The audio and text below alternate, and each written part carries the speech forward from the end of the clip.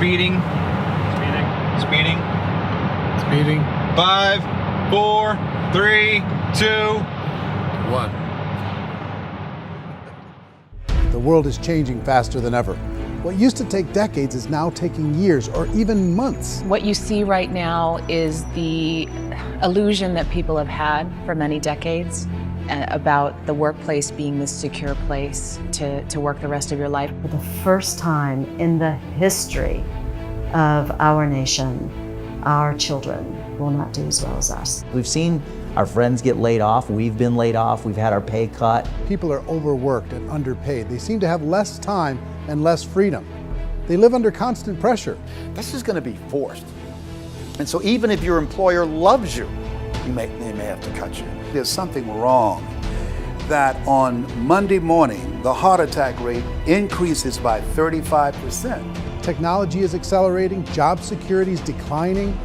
It just doesn't seem like the old models of making a living are as reliable as they used to be. Every aspect of our lives, there's a better way out there, but we're still doing it the old way. We live in the greatest country on the planet, and there are a lot of people sitting around complaining and being cynical. Like everyone's whining about this old model, and I'm like, why don't you leave it? Look at all this over here. Look at all this opportunity. Since so much of our lives revolve around our work and the way we make our living, many people are thinking there just has to be a better way.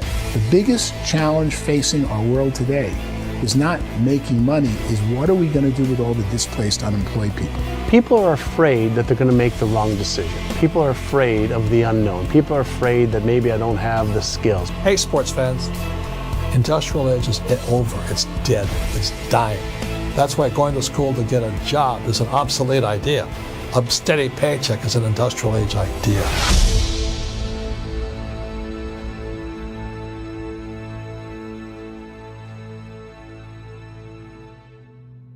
It's the search for answers that has brought us here together today.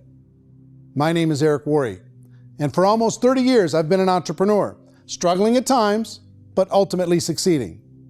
As a best-selling author, speaker, and business owner, I've spent my entire career helping millions of people around the world to become entrepreneurs. And I believe strongly that there is, in fact, a better way when it comes to how we make a living. The career landscape has changed dramatically, and many are still working in a model that is completely out of date. What worked for previous generations isn't working as well for people today. In this film, we're going to explore 3 important questions. First, what's really going on in our working world today? Second, in this new economy, is it better to become an entrepreneur, or is it safer to work for someone else? And third, if a person decides to become an entrepreneur and start their own business, how can they do it without taking on massive risk? To help in this journey, I've brought together some of the greatest experts and thought leaders in the field of entrepreneurship to share the real facts with you. My intention is to give you new information that will allow you to make choices that are not limited by an old, outdated model. Let's start by understanding what's going on in our working world today.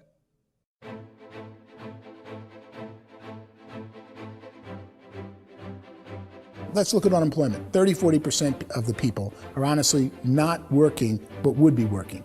What our government does is if you haven't found a job in 6 months, we don't call you unemployed. We pretend you dropped out of the labor force. I've often said that unemployment, particularly structural unemployment, that's unemployment due to technological changes, is the first sign of economic growth. Think of it, 10 people live on an island. They go out every day and fish. One day, new technology shows up. A missionary brings them a net. Now, using the net, one pilots the boat, one throws the net. 2 fishermen can do all the work 10 used to. That's a 500% increase in productivity, 2 doing the work of 10, in one day. You don't have to learn a lot to learn how to throw a net instead of throw a fishing line. The island's got a big problem, 80% unemployment. But the island still has all the wealth of the fish because the 2 people produce as much fish as 10 did. Now, of course, looking back in history, these changes used to take thousands of years. And during that time, we went into farming and transportation. Some of us became doctors and some teachers and lawyers, and we developed all these new professions and new manufacturing jobs.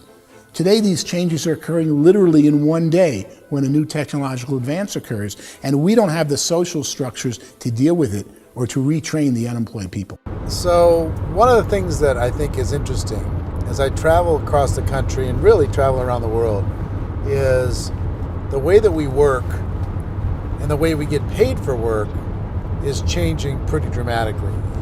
On a global basis, everything is being turned upside down because of the rapidly advancing technologies. They are eliminating many jobs, and we have been left with many people not prepared for the jobs that exist. A lot of demand in public companies was to squeeze out all the fat and to get just as much margin as we possibly could, and fat equals humans. So this idea of job security and information age is so obsolete, but it's still taught inside our school system. And that's where the problem starts. There's no financial education in the school system, and people are still trained to be employees to work for that paycheck. This is a chart on the middle class. What's happening in the middle class, those that went to school, their incomes have been coming down for years. And parents still say to their kids, go to school, get a job.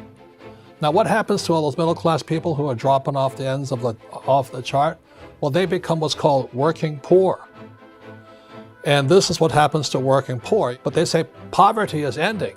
Well, poverty may be ending, but working poverty is going up. And this is food stamp usage. So food stamp usage in America is going through the roof right now because people cannot earn what they call a living wage. Most people have experienced financial pressures that I think are probably greater than they have been in the past. If you're not working for yourself, then it's going to be a pretty hard road for a lot of people. Today, if you're going to control your future, the 40-40 plan is gone, where you can graduate from college and get a job and work for 40 hours a week for 40 years. That day is gone. So some of these charts actually tell you what's going on. And this is a really interesting one, you know. People are going back to school because if I go back to school, I'll get a nice job. But this is what's happening to, it's called Sallie Mae, which is the student loan guys. Student loan is going through the roof. It's now over $1 trillion, and student loan debt is worse than credit card debt. So when people stopped using credit card, the government got people into student loan debt. And the problem with student loan debt is you can never be forgiven. See, with credit card debt, you can declare bankruptcy and all's forgiven. But student loan debt, you can declare bankruptcy, you still owe it. It's the worst of all debt. But this is the next picture. Look at this chart here. This is what's happening to wages of college graduates. It's going down. So you go to college, you rack up all this debt, but you earn less money. Now, that's not that intelligent. Average person who's been working a lifetime in America today is ending their lifetime at 65 with about $41,000 in assets. They earned just enough to survive. I think in the United States we have something like 17 trillion in debt. That's just the federal government debt. We got another 2 in municipal and in other, let's call it almost 20 trillion government. We've got 40 trillion in private debt. That comes up to close to 60 trillion. When you then add something we never had before, what you were talking about, when we look at the unfunded portion of Social Security and primarily Medicare, Medicaid, that at the most conservative estimates from outside firms, Kleiner Perkins, 67 trillion and growing. That's more than all our other debt. There's less conservative estimates that say it's 84 trillion or higher. I added up conservatively $127 trillion in total debt. Debt is a financial drug. When you take it to excess, it's like taking a drug. Yeah, it makes you feel better, it enhances your performance, but at a huge cost, eventually it kills you. And so that's what happens. We keep doing more and more debt, and you get less and less results, just like a drug, until the debt gets so high that it crushes the whole system. That's where we're at, 8.2 times GDP. You know who I feel sorry for? I feel sorry for the person who dreads going to work, who is sick to their stomach on Monday morning, who hates their alarm clock, who gets a little glimmer of hope on a Wednesday because it's hump day and says, thank God it's Friday. And they live for those 2 days a week where they get to be themselves and they don't have to be around people they don't like, and they don't have to play the political game in the office, and they don't have to live this half life. The person that works 50 weeks a year just to be able to have the 2 weeks for vacation. And you know what happens to most of them? Nowadays, they don't have a vacation. They have a staycation. They have time off of work, but they don't get to go where they want to go because they're overextended. They've got all this debt. They got all this situation. They hate their alarm clock. They can't sleep until they're done. They have to spend most of their life in traffic.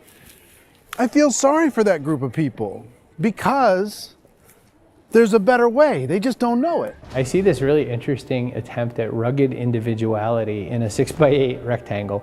And I feel like you're all the same, except for the little push pins of the pictures. There's different pictures. Yours is named Jenny and his is named Sujara, but it's the same people. And this is how they are, and they're just like the zombies, and there's no joy in there, there's no fun. There's always like the wacky woman who decorates her cubicle, and that's the most she can do there. You gotta give her credits, right? The wacky cubicle woman. The basis for their life is worry. I'm worried, you know, maybe I'll get fired. I'm worried maybe my company will go out of business. I'm worried I can't keep spinning the plates on paying the bills. I'm worried about how do I send my kids to college. I'm worried, what if the transmission of my car breaks? That's, you know, 2 or 3, I can't fix it.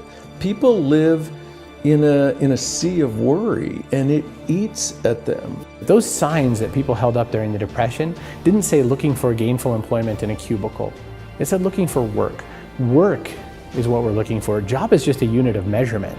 Work is what we're going after. It's time to look in the mirror and say, it's not the economy, it's my economy. It's my little world of where I am. I need to improve. I'm not going to wait for the economy to come back because frankly, the economy is doing great in this country. So I'm here on Wall Street, the financial center of the universe, the financial capital of the world. This is where most people's money goes to at least be held for a time, right? With interest rates in banks being effectively zero, and many experts are predicting it's going to stay at zero for the next 10, 20, even 30 years, people feel like they don't have any choice but to put their future into equities, to put their future into the hands of other people on this stock market, and hope that the stock market goes up, hope that the stocks that their advisors pick or that they pick goes up. That's one way to go, I guess. It's my personal belief that if you put your future into the hands of yourself, in other words, you have earning power by yourself, I think you're a better investment than these guys. I think you controlling your future is a better option than handing over your retirement to these guys. The average household income in the United States is approximately $50,000 a year, what they call the middle class. To reach the top 25% of income earners, you'd need to earn at least $90,000 a year. To reach the top 10% would be a household income of $140,000, the top 5%, $190,000, and to be in the top 1%, you'd need a combined household income of at least $380,000 a year. So here's the question. What do you think would give you the best chance to move up and get to the top 10%, the top 5%, the top 1% or beyond? In my opinion, and in the opinion of many, many experts, the answer is to become an entrepreneur, to become your own boss. I think you have to be a business owner. I can't, the only time I ever say to someone it'd be great to be an employee is when they've already told me they've surrendered. I only tell people who are wounded spiritually that they should be an employee. And it's that feeling that you get when you pick up the backpack off the little Cub Scout and say, "Don't worry, little guy, we'll get you back to the camp." You know, it is in no way a kindness when I tell someone they'd be a great employee. The other status symbol really increasingly is lifestyle. And people can own their own business, maybe even work out of their house. That, I tell you, people admire that. Like, gosh, I wish I could do that. The spirit of the entrepreneur is to be a risk taker and to be resourceful and unstoppable and to have a vision of yourself beyond where you are and not willing to settle for life as it is. Think about the great entrepreneurs. They're visionary. They have heart. They're willing to do today what others won't so they can do tomorrow what others can't. Personally, I don't think of the new economy, the old economy. I create my own economy. The entrepreneur's in control. I decide what the economy is going to be like. In the world of entrepreneurship, there are no limits. you can make as much as you want, depending on how much you want to work and how smart you are and how great a team you put together. There's no more lifetime rewarding business than being an entrepreneur. Why in America, where anyone could be anything, would people want to give up their freedom and become effectively a modern-day slave, told shut up and be here every morning at 7:30, leave at 5:30, and do what I tell you? If people decide to become an entrepreneur and work for themselves, they have some traditional options, but they're riskier than you might think. Any kind of a retail business, retail build-outs is extremely expensive. Even just these small little yogurt stores where they're putting little yogurt machines and you get all the different flavors, you're spending $200,000, $300,000, $400,000 to open a yogurt shop. I would love to buy a Dunkin' Donuts, but it's $500,000 or so to start. I don't quite have that just in case money. Risk you can lose it all, and most guys do 2 or 3 times, and even big guys like Branson, because I'm such a fan of his, half his companies don't work. If you make $1 million, your problems are going to go. If you make $1 billion, your problems are really going to go. Just the opposite. You and I know when you're making $1 million, you got $1 million responsibilities. You make $1 billion, you got 1,000 times $1 million responsibilities. And most people say, I'd love to be my own boss. 70% of Americans would love to be their own boss, according to recent polls. But they don't know how to get there. Because what are you going to do? One, you could buy an existing business. If somebody's selling an existing business, you have to ask why. Usually because it's probably hard. It's probably not making as much money as they hope. 2, they could buy a franchise, a little less risk, proven system, but it's expensive to be able to do that. 3, they could start something from scratch. And that's where a lot of people feel like, I don't have the chops to do it. I don't have the money. I don't have the product idea. I don't have the expertise. I don't have whatever it's going to take to be able to get there, and I can't risk my family to do it. So, 4th, they could become an investor. A lot of people in this town invest to try and figure out a way, but you got to be pretty smart with that game too, right? Venture capitalists, who are the very best and most sophisticated in investing in new breakthrough businesses, make it on 1 out of 11. That means 10 out of 11 are mediocre or fail. Most of them fail. That's the risk there. An angel investor is lucky to get 1 out of 15 or 20. A business is a team sport. Like, I have to have accountants, I have to have engineers, I have to have system designers, I have to have sales, marketing, I have to have accounting, I have to have mission statements, I have to have legal and all that. The average Joe Schmo, even me, I go out there, I don't have the skills to put a business together. I think the bottom line for the 4 traditional options is they take money, sometimes a lot of it. They take expertise, and they take time. All of that adds up to just too much risk for most people. I bought a business from somebody else and it was a lot of work. And you start wondering, what did I just buy? Because I guess ultimately I own your email list and I just overpaid for it. People that start their own business, they spend a lot of money, they spend a lot of time, a lot of effort to get things started. And the more you invest on the upfront, the harder you typically work at it. Well, I can tell you what the success rate is of a restaurant. What is it? They're crazy enough. About 90% of them fail. About 90%, in how quickly? Year or less. Wow. And if we're talking non-franchise, we're talking franchise, Sure. That's totally different. Yeah. But our students aren't getting franchise restaurants. You got to invest big money. Exactly. And with someone like McDonald's, you've had to work with the company for a long period of time, really know the You even have a business. chance at investing $1 million. Have a chance, and it's a slim chance. What if there was a way that you had all the proven aspects, the comfort aspects, and you could still control your own life? What if there was both? In other words, you didn't have to create everything from scratch. You didn't have to be a super leader. All you had to do, what if there was a proven product already? You didn't have to create the product. And there's a proven system already, proven training already. Everything except an employer. That was the only thing that you didn't have. Do you think more people would be open to working for themselves in that environment?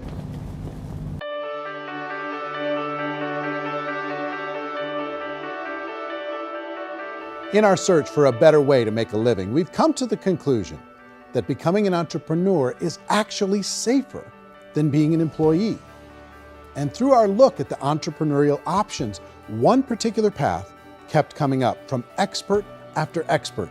And I think most people will find it surprising because it's certainly a non-traditional business model. That model is for people to start their own business and become an entrepreneur through the creation of a network marketing business. Some people call it direct selling because the product is being sold directly from the manufacturer to the end consumer, cutting out the middlemen. Other people call it multi-level marketing, or MLM, because there are multiple levels of commissions paid. The most common term today is network marketing, because network marketing best describes using a large group of independent distributors, independent entrepreneurs, to move a product or service more efficiently. So my friend here, Donald Trump, and I, we always write about the network marketing industry. And the reason we support the network marketing industry is because it really is a business school for entrepreneurs. Because most people come out of school looking for a paycheck. Oh, that's terrible. I went to network marketing like that. I think if it didn't exist, we should invent it. It is that good. I think direct selling is a great way to do business today. It's very easy to get into that industry, and you can be self-employed, be in effect an entrepreneur. When we see multi-billionaires adding network marketing companies to their portfolio of companies, that would be a clue. When we see people who are very famous authors and very famous business people endorsing the industry, that would be a clue. These network marketing companies aren't $50 million companies, they're billions and billions of dollars. They lead the stock market, they're major companies. When we're going to get it? You know, and you're going to school to work for a paycheck, but if you want to be rich, be an entrepreneur, and network marketing gives you the spirit to be an entrepreneur. A traditional company will spend up to 50% of their total revenue on marketing. Network marketing companies use a different approach. Instead of having all that extensive marketing expense, they utilize a network of independent distributors to do the marketing for them. Now, why do they do this? First, because word-of-mouth advertising is so much more effective today than traditional media advertising. Second, some products need to be explained or demonstrated, and an independent salesperson can do that more effectively than an ad campaign. Third, it's completely efficient. The company only pays for the marketing of their product if a sale happens and not before. Imagine if Amazon allowed you to become an independent distributor and paid out 40% of its revenue to that distributor group. All you had to do as a distributor was recommend a product, and if a person bought it on Amazon, Amazon would take care of all the logistics, and you'd get paid for bringing the customer.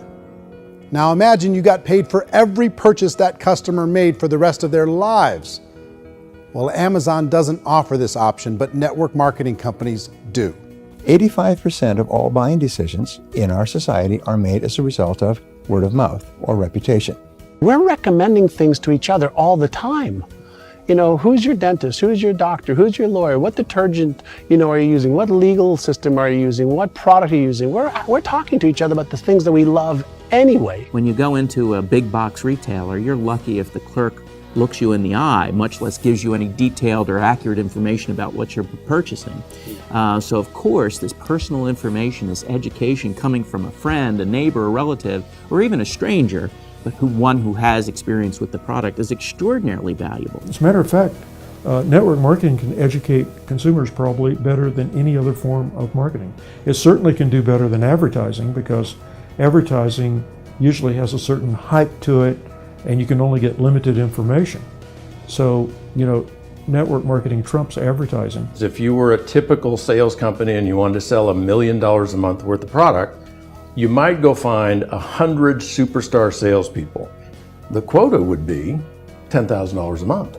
So network marketing as a distribution system just flips the numbers. So we use 10,000 happy, raving fans of a particular product, and we don't concern ourselves so much with how much product each one of them individually sells. If they sell just $100 or $200 a month, and there's 10,000 of them, you're selling $1 million to $2 million a month worth of product. And that's the best way I can explain how network marketing works. This is the marketing arm of the company. There's not money being wasted on bricks and mortar. There's not money being wasted on inventory that's sitting stagnant somewhere. There's not of employees standing around that don't have customers. These are people that are going to connect with customers. These companies allow people to become independent distributors for extremely low cost and with no minimum time or sales quota. Essentially, they own their own business and can provide as much or as little sales as they choose. In other words, the distributor gets all the benefits of traditional business ownership without the risk. The advantage of network marketing is the ease of entry, the low risk, and the low startup cost, because almost everything else has very high risk. You can get in for a minimal investment. You're buying into a system that's already been proven, products or services that have been proven to work. The keys to network marketing is providing an opportunity for the masses to get involved, providing an opportunity for the average person who doesn't have the resources to start their own business. All of this so far is fairly straightforward, but network marketing offers another benefit, and it's this benefit that makes it so interesting for entrepreneurs. Network marketing allows a distributor to build their own network of other distributors and then compensates them on the sales created by that entire group. Direct selling is, at its base, very simple. It's the sale of a product or service to an individual on a face-to-face, one-on-one basis, just the way we're talking right now. But there's an important element as well, and that's the offering in conjunction with that sale of product, the offering of an opportunity for someone to make something of themselves. No matter what your social status is, no matter what language that you speak, I mean, look how many unbelievable people are becoming successful that speak every kind of language out there. What an awesome gift to give the world. Instead of having to work your way up in a system and prove that you could be a sales manager, they just decided everybody can be a sales manager. Everybody gets to build a sales team from day one. And so what that brought into the system of growth as a direct selling company is the concept of compounding or geometric progression. Because now you can actually grow Salesforce very quickly because everybody is enrolling people in their own sales force. People who are like, oh, this is weird, I'm building a sales team, or what do you think you do at a regular company? How do you think a regular company works? Network marketing is the only industry that doesn't say your past determines your future. It looks at your past and says, okay, now what can we train you to do so you can have a great future? Every other employer out there wants to exploit you for what you already know, not teach you something new. Network marketing has a potential to save the United States and the world, because it's going to teach people not to be employees, but to be entrepreneurs.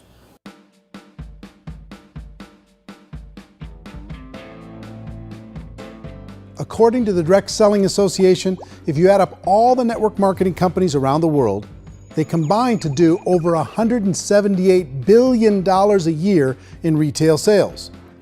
To give you an idea of how big that really is, the NFL, the National Football League, does approximately $9 billion a year.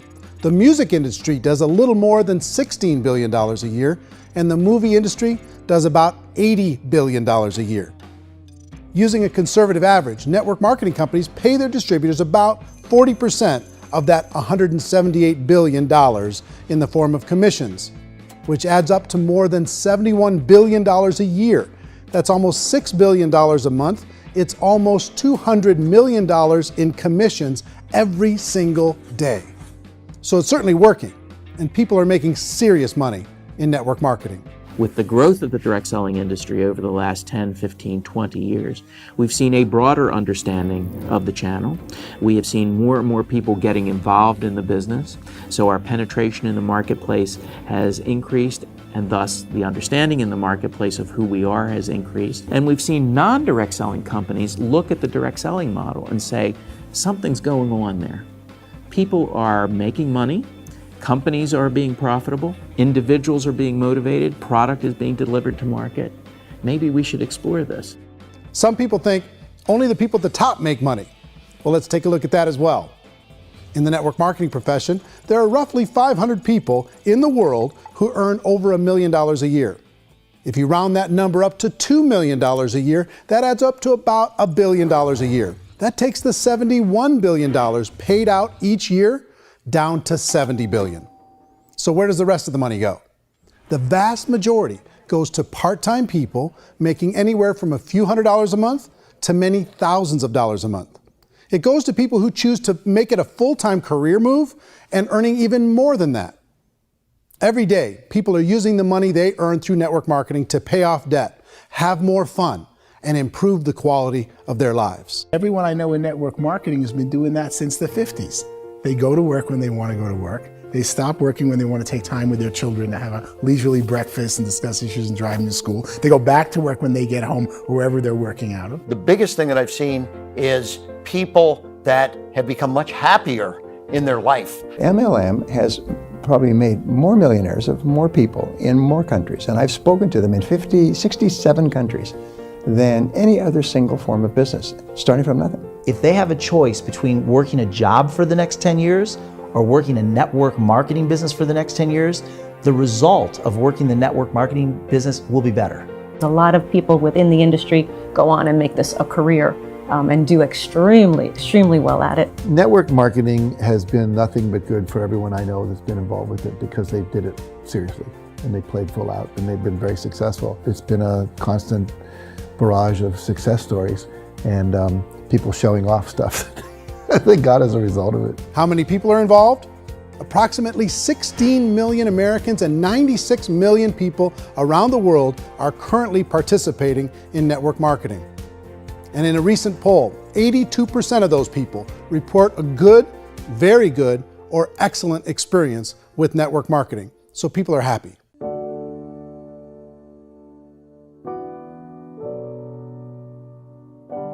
So I've taken a look at the network marketing profession and really tried to understand why so many people are confused as to the validity of this as a business. One is this pyramid shape.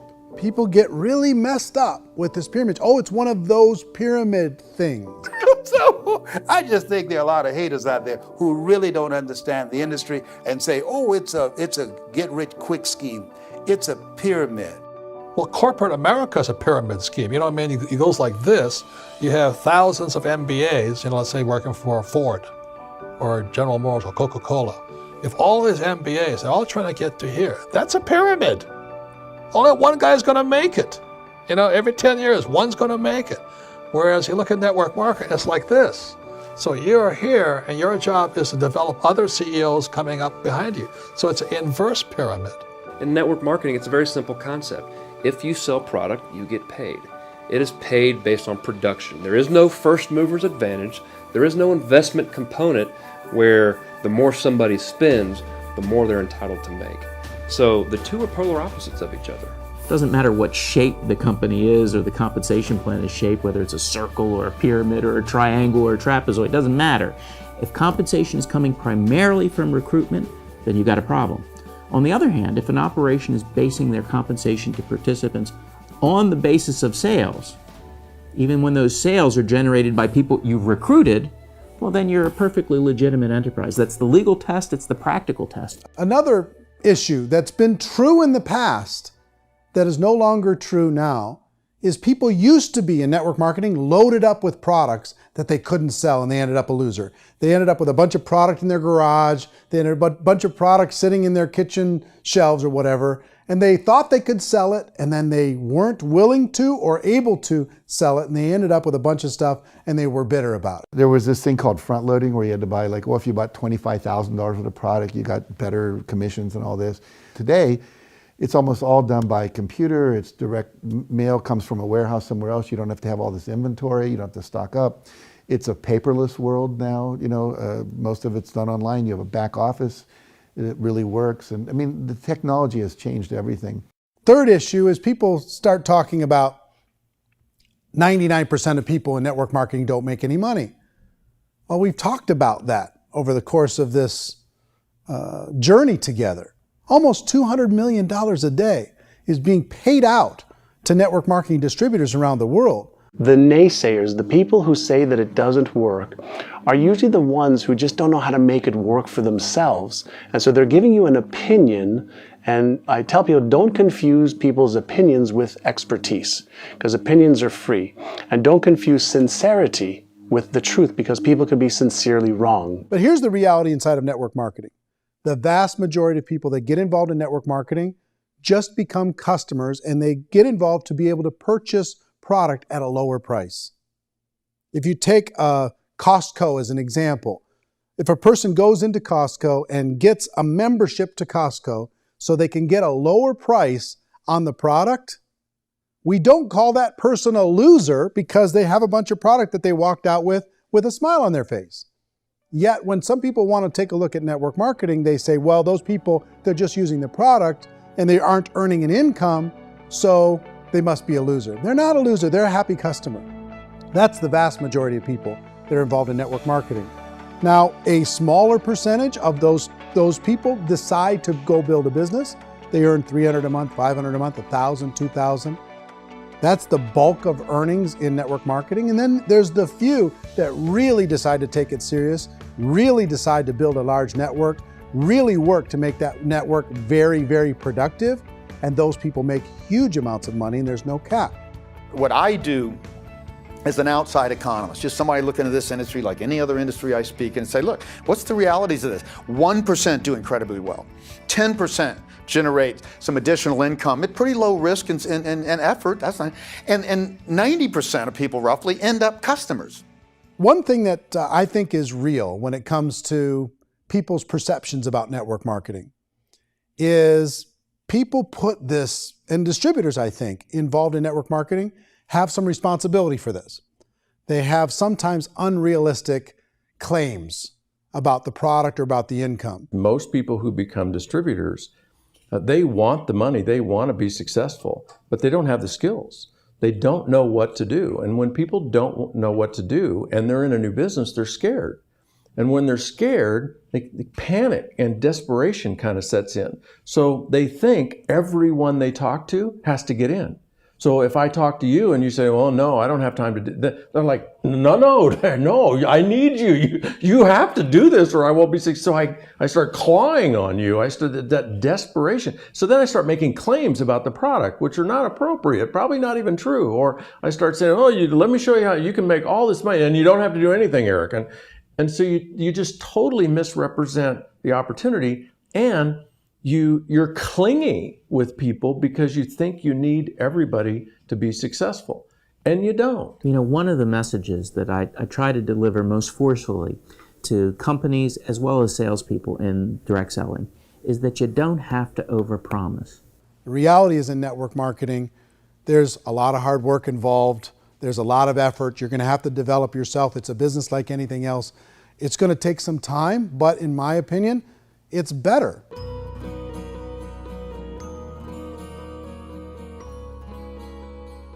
It's light years better for people starting today than it was even 5 years ago. I think it's more widely accepted now, and people understand it is a business. It is being an entrepreneur. It is being a business owner. Our belief system is based upon our evaluation of something. And frequently, if we reevaluate a situation, our belief about that situation will change. The industry has changed and it's grown up. It's totally transformed. You've got young people today that have grown up with social media, and they understand networks. They understand how people are connected through technology, and they understand how money flows through those networks. So when they see network marketing, they don't see it the way their parents saw it. And we've all learned, the larger industry that you represent, has all learned from those mistakes and flaws and errors that have happened early on. Early algorithms didn't work the right way. That's all fixed. It's like when they design a computer program, they design the program, then they run it, and then they go back through and they debug it.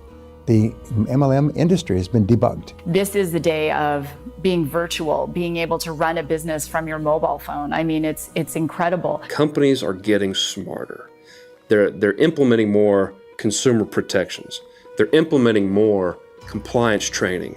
They're doing more with respect to product research. If you do get involved and you make purchases of inventory, even on a voluntary basis, if you decide that this business is not for you, you can leave and have that inventory repurchased by the company. There's no other business that offers that kind of protection on a voluntary, self-regulatory basis.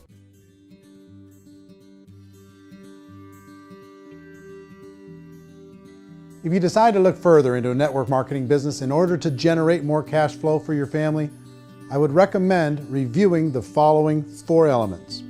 First is the product or service. And on the product or service, I would ask 5 important questions. 1, do you like it? Is it something you would feel comfortable sharing with others? 2, is there a recognized need in the marketplace? It's hard to create a need if one isn't naturally there. 3rd, does the product meet that need? Does it solve a legitimate problem for consumers? And 4th, Is it priced to sell? Can it compete in the marketplace? And fifth, is it priced for profit? Is there enough margin for the company and the distributor to be able to generate income for the long term? If you can answer the questions on the product to your satisfaction, the next element to consider is the company itself. Is it well run? Do you believe in the founders or the management team?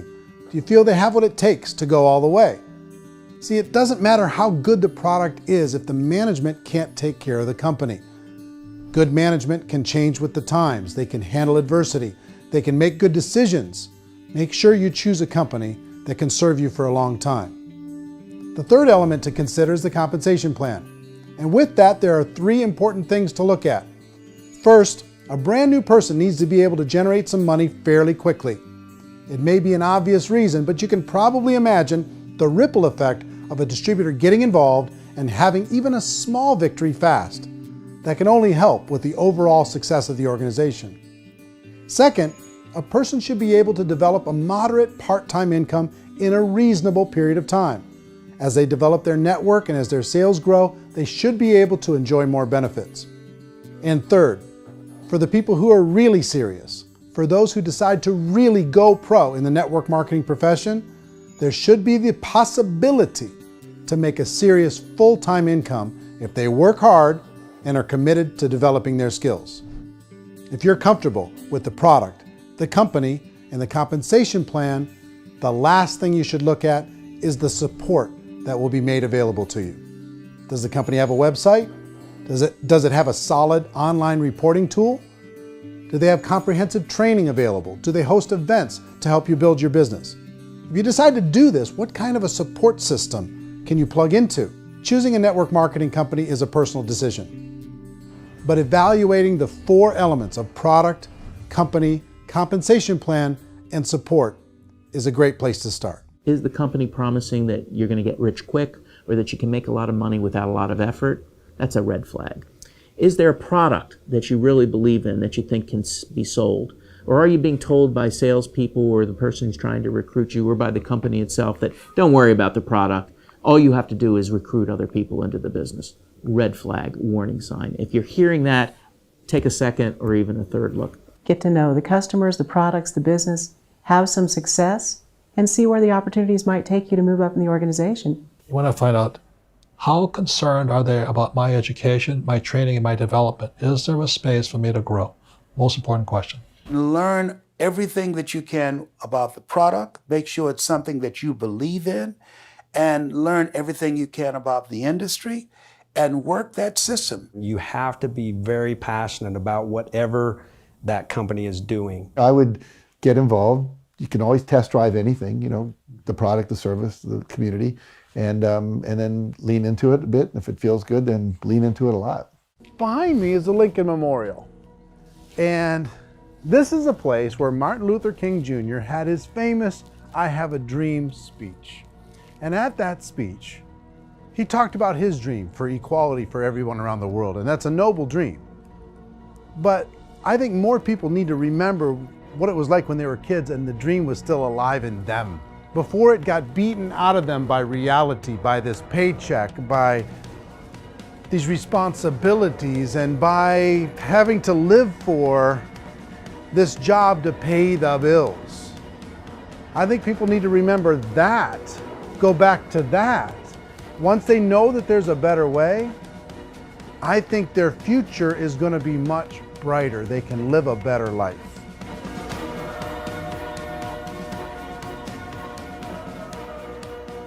So if you're considering getting involved in a network marketing company, let me offer you just a few pieces of advice.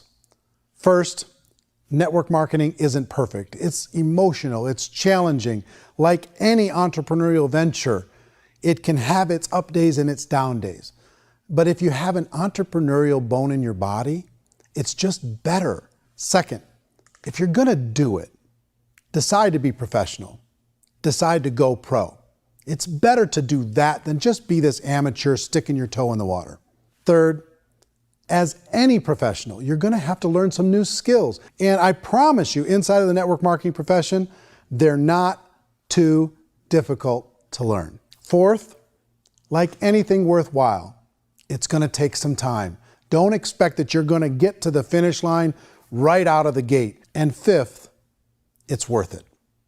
It's worth it to be able to take charge of your life again. It's worth it to be able to control your own financial situation. It's worth it for the people you're going to be able to spend time with. It's worth it for the things you're going to be able to see and the experiences you're going to be able to experience. It's worth it for the causes you're going to be able to contribute to, the lives you're going to be able to touch, the customers you're going to be able to help, the friendships you're going to be able to develop.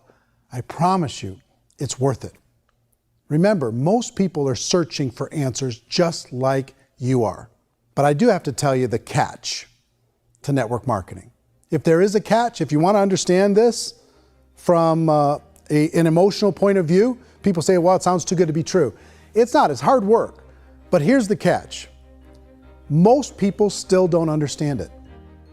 So you're going to have to endure the loss of social esteem from ignorant people. The uneducated will think less of you. Now, if you can handle that, you're on your way. If that's going to destroy you, you know what? Entrepreneurship in general probably isn't in your future. If you can face that catch, you can become unstoppable. I want everyone to really contemplate this if they're not in network marketing. You're in a job, you probably have a mortgage, you have rent, you have debt, whatever's going on. You're in a prison. You work just hard enough to keep them from firing you, and they pay you just enough to keep you from quitting. Come on! I've been there, done that, and bought that t-shirt. In network marketing, if you run into failure, it's really just a homework lesson for yourself. There's no one to blame. You really have no excuse not to be successful. You just don't. People don't want to hear that, but there's so much available to you. If you want to be a good network marketer, be a student to the people above you, be a fellow traveler to the people on the same level, and be a teacher to those below, and know when it's appropriate to do which. People who are not afraid of asking people to buy things, or not afraid of persuading people with a chance they may say no, these people own the future. Nothing happens until something moves. So you got to go move, you got to go do something, or nothing's going to change in your life. In the beginning, you're going to do a lot of things that you don't get paid for. But as you go down the road, you get paid for a lot of things that you don't do. And your job is rehabilitate the spirit, the entrepreneur spirit in all of us. Get it back. Either give it a strong yes or a strong no, but no wishy-washy, dilly-dally stuff in the middle. There's dreams and there are nightmares, but I believe that the biggest nightmare of all is when you don't pursue your dream. You're going to see some monumental growth in this profession. It's an exciting, exciting time to be involved with the network marketing profession. The next 10 years, I see just exponential growth. When that tipping point comes, it's not a matter of asking somebody, have you ever heard about network marketing? You're really asking them, which company are you building your wealth in? We are here to fix the world, to improve relationships with other people, to improve other lives. And the real reward comes as an entrepreneur in any level from teaching somebody something and watching them soar. There is no greater reward.